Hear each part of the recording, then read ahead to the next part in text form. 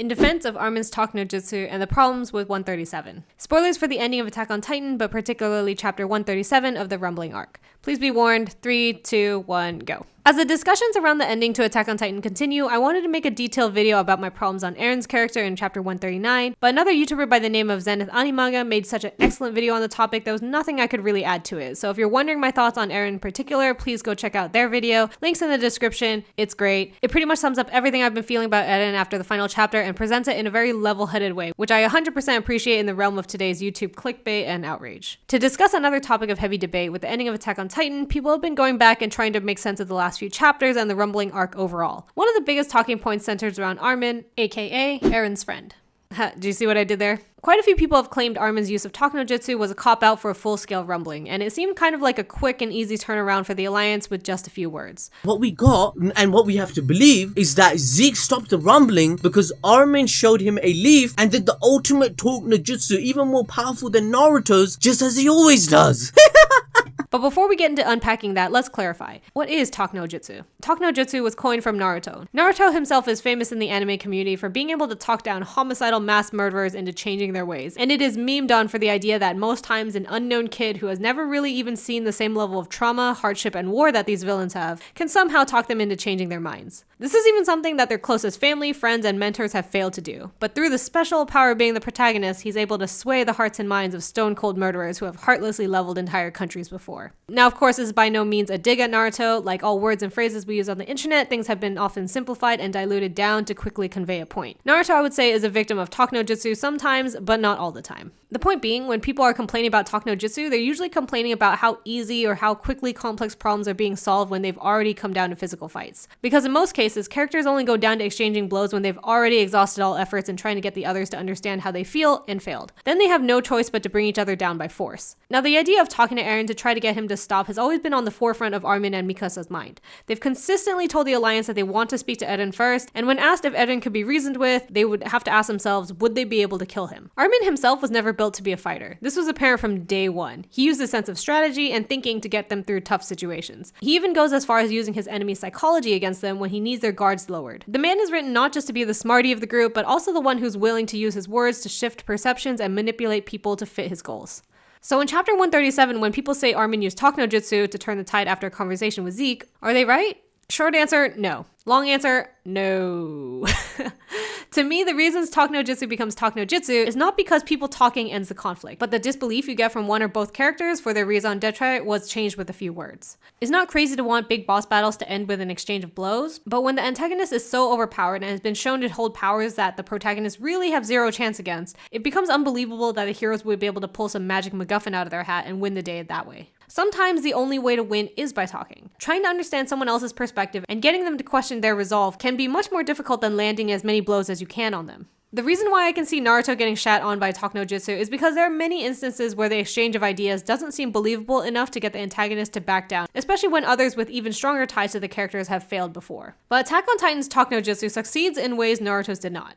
At least for me, don't come at me Naruto fans. I'll make a separate video for you guys if necessary. When Armin is captured and speaking to Zeke, they came from two different perspectives. Zeke, who had submitted to having lost to Eren, but in his heart just wanted the suffering to end. For him, there was no need for someone to be born just to suffer when they don't have to experience that at all. And then we have Armin, who is fighting tooth and nail to stop Eren, believing that conflict is inevitable, but it's more important to treasure the small moments and live even if the end result is that one must eventually die. The reason why I think this conversation works and avoids the traps of talk no jutsu is because of the nature surrounding these two characters and the themes that they are discussing. Even though Armin and Zeke have never really established a connection before, it doesn't feel like this change of heart is coming out of left field. It didn't seem unbelievable that Zeke would be swayed by Armin's words, nor did it seem like Armin was being a naive kid talking out of his ass. Zeke himself could be described as having lost to Eren, but never wanting the rumbling to begin with in the first place. He was never on board with Eren's plan to kill most of the world. He just wanted to stop the Eldians from being born at all, which is a very different thing from mass murdering the rest of the world. So when Armin talks to him about appreciating the small moments in life, it's not a complete 180.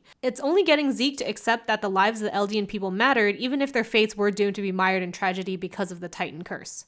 And to explore that, Armin reminded Zeke of the only time in his life where he did enjoy living, the time where he played catch with his adopted dad. Zeke had been so focused on his plan for Eldia that he had overlooked how precious those moments were he had with Mr. Saver, and how they deserved to hold a place in time, even if there was sadness and suffering to follow. Taking away that option for people, the freedom that people had to decide for themselves, is why he lost Ymir in the first place. But while Zeke's response to Armin in 137 made sense, there's this interesting thread I think bears merit in discussing. Some found this conversation not to be out of character for Zeke, but for Armin. Armin, who's always been a character who saw the grand scheme of things, the dreamer, the one who wanted to see the world. Of all people, why would he be the one to speak about the little things in life? The character better suited to have this conversation would be Mikasa. Mikasa, who has never been much of a dreamer, she has always only fought for two people she's cared most about. She even went as far as to joining the military to do it when she had no prior interest, but did so because she had such a small yet equally important goal in protecting Eren. あなたが憲兵団に行くのなら、私も憲兵団に行こう。あなたが駐屯兵団に行くのなら、私もそうしよう。もうこれ以上、家族を失いたくない。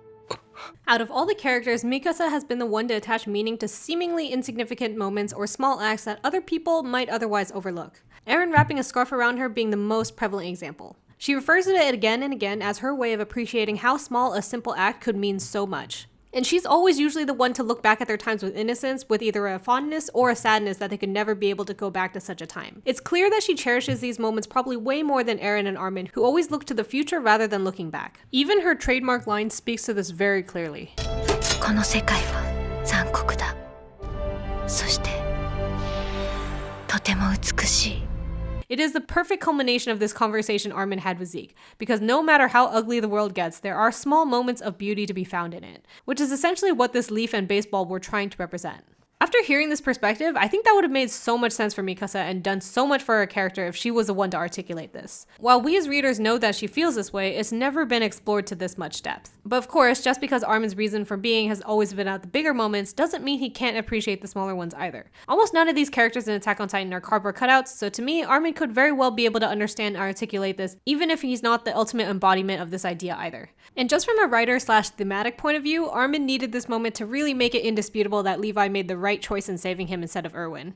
And also because it was clear thematically that Isayama wanted to conclude the series with the original EMA being the focal points, with Armin taking 137, Mikasa taking 138, and Eren taking 139. So if he gave Mikasa both 137 and 138, it would have felt uneven and poor Armin wouldn't really get a chance to shine.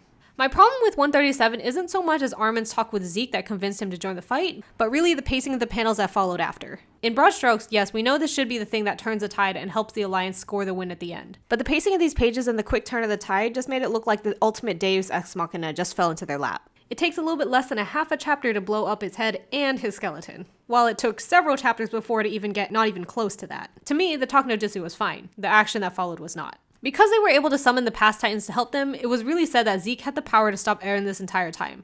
But the problem isn't just the fact that they were able to use the help of the past titans, but it still should have been a tremendous struggle to get to the point where Jean blew off Eren's head and Armin finished it by transforming. Essentially, the last part of 137 looks like a Cliff Notes version of what the battle should be. Because of course, we know that Naruto's gonna beat Sasuke, we know that Edward's gonna beat the father, we know that the Alliance is gonna beat Eren, but the struggle of the fight is just as important in illustrating how out of their depth they were. This is where I'm hoping the anime will expand on this more, because if Zeke and the past titans could easily turn things around in less than half a chapter, then it really feels like Zeke could have stopped Eren at any time he wanted to. What makes it jarring as to why he didn't when he was never really in favor with starting the rumbling in the first place. If there was more of a struggle, more of a shit, we still have a mountain to climb mentality, even though all the past titans popped up, it would be a much more satisfying end when Jean and Armin come barreling through. Now, I do admit, this might be a little nitpicky because there's nothing like a character being ruined or all logic going out the window. It just feels like the Cliff Notes version of something I want to see the full thing of. So I'm glad Isayama didn't skimp on the conversation because everything Armin said was really important in convincing Zeke to help them. But the action that followed, dang, it would have been nice to have an entire chapter dedicated to that.